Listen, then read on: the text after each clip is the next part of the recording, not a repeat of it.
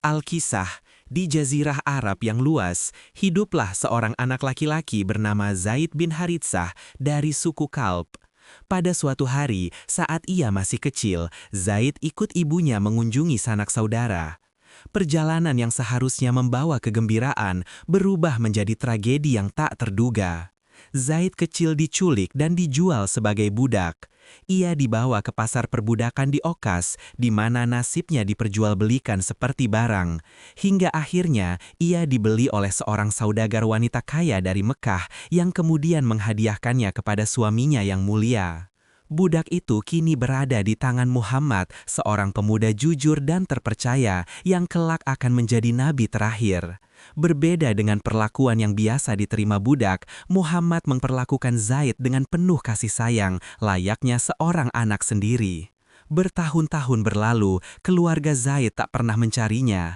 Ayah dan pamannya melakukan perjalanan jauh, menanyakan setiap karavan dan pasar, hingga akhirnya berita tentang Zaid sampai ke telinga mereka. Ia berada di Mekah bersama Muhammad.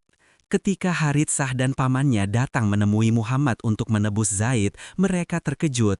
Muhammad memberikan Zaid pilihan, kembali kepada keluarganya yang telah lama merindukan, atau tetap tinggal bersamanya. Dengan tegas, Zaid membuat pilihan yang mengejutkan banyak orang. Di hadapan Ka'bah yang mulia, Muhammad mengumumkan, "Saksikanlah wahai orang-orang Quraisy, Zaid ini adalah putraku, ia mewarisiku dan aku mewarisinya." Sejak saat itu, Zaid dikenal sebagai Zaid bin Muhammad, sebuah kehormatan yang tak terhingga bagi seorang budak. Namun, syariat Allah datang untuk mengoreksi praktik adopsi di masa jahiliyah.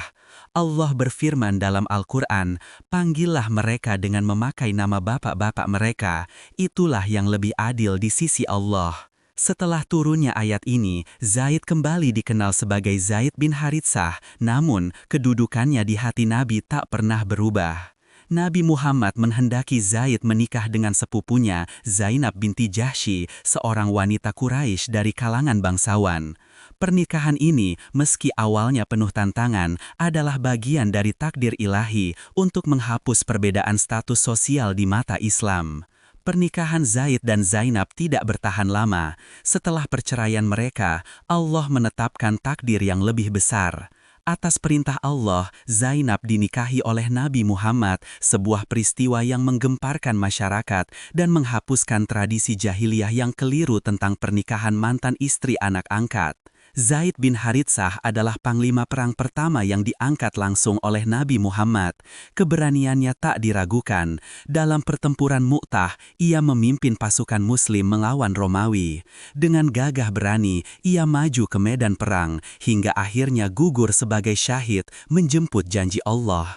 Ia adalah satu-satunya sahabat yang namanya disebut langsung dalam Al-Quran, sebuah kemuliaan abadi.